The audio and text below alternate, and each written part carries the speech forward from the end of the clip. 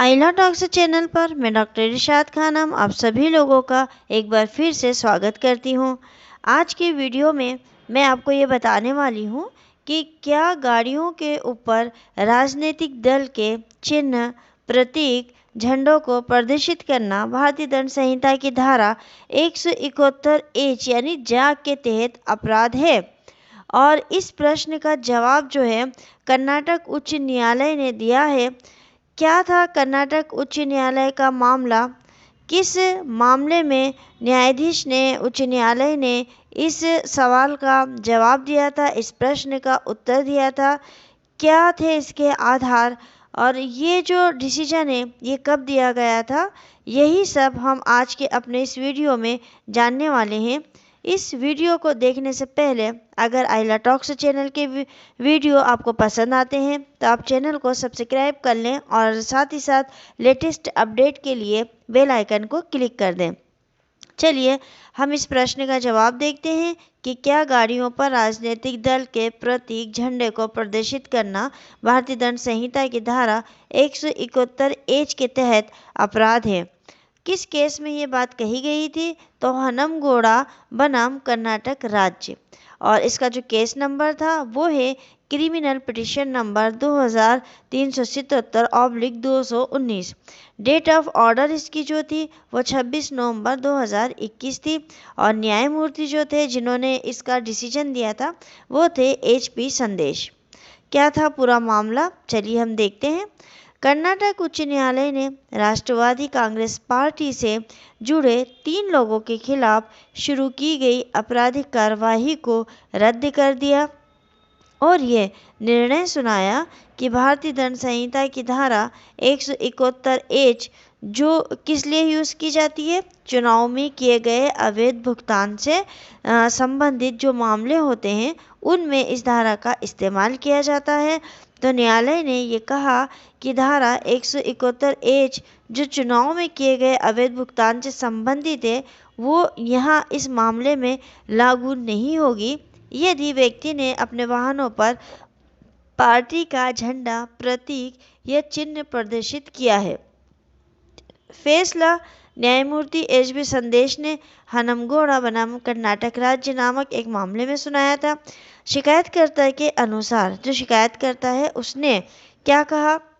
जो कि चुनाव ड्यूटी पर था, उसने ये आरोप लगाया कि NCP से जुड़ा एक व्यक्ति 2018 के विधानसभा चुनाव के लिए अपना नामांकन दाखिल करने आया था और उसके साथ आने वाले लोग NCP के झंडे और प्रतीकों को प्रदर्शित करने वाले वाहनों को भी साथ में लाए थे। इसलिए आरोप है कि याचिकाकर्ता ने चुनाव आचार संहिता का उल्लंघन किया है।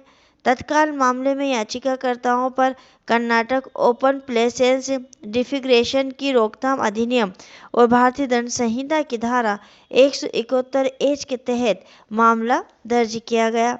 न्यायालय के समक्ष याचिकाकर्ता के अधिवक्ता ने वकील ने ये तर्क दिया कि अधिनियम निर्वाचन क्षेत्र में लागू नहीं होगा क्योंकि इसका उपयोग विशेष स्थानों पर किया जा सकता है। अब जो न्यायालय था दोनों तरफ की बहस सुनी। बहस सुनने के बाद बेंच ने कहा कि सेक्शन 1 उप सेक्शन 2 ये दिखाता है कि ये केवल धारा में उल्लेखित कुछ शहरों या जिलों पर लागू होता है। यानी जो IPC की धारा दे रखी है ये केवल कुछ शहरों में और कुछ जिलों में ही लागू होता है जैसा कि उल्लेख किया गया है।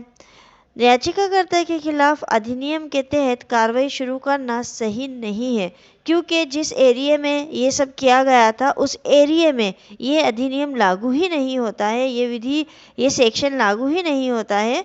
तो उन्होंने कहा कि यहाँ पर कार्रवाई शुरू करना इस व्यक्ति के ऊपर ठीक नहीं है। पीठ ने आगे ये भी टिप्पणी की है कि धारा 171 चुनाव के दौरान किए गए अवैध भुगतान से संबंधित है, लेकिन इस मामले में आरोप वाहनों पर पार्टी के झंडे, प्रतीकों के अवैध प्रदर्शन के संबंध में थे, जिसका अर्थ है कि सेशन कोर्ट ने गलती की है, इसलिए अदालत ने लंबित कार्रवाई को रद्द कर दिया। तो देखिए यहाँ पर जो ये प्रश्न हमारा था कि क्या गाड़ियों पर राजनीतिक दल के प्रतीक झंडे को प्रदर्शित करना आईपीसी की धारा 171 के तहत अपराध है? तो न्यायालय ने कहा कि नहीं है, क्योंकि जो चुनाव के जो नियम है वो किसी किसी क्षेत्र में वहाँ छूट मिली हुई है। तो जहाँ के लिए ये लगाया गया था, कर्नाटक के जिस स्थान के लिए इस बात को दायर किया गया था, वहाँ पर बहस सुनने के बाद न्यायाधीश ने कहा कि यहाँ पर ये लागू नहीं होगा। और दूसरी सबसे महत्वपूर्ण बात उन्होंने ये कही थी कि जो आईपीसी की धारा 171 है वो चुनाव के दौरान अवैध भुगतान से संबंधित है, यानी अवैध रूप से चुनाव जीतने के लिए जो लेन देन किया जाता है, जो पैसों का भुगतान या सामान का भुगतान किया जाता है, उससे संबंधित है। ये धारा जो है ये वाहनों के ऊपर या पार्टी के झंडे लगे हों, प्रतीक लगे हों, चिन्ह लगे हों, उनसे संबंधित नहीं है।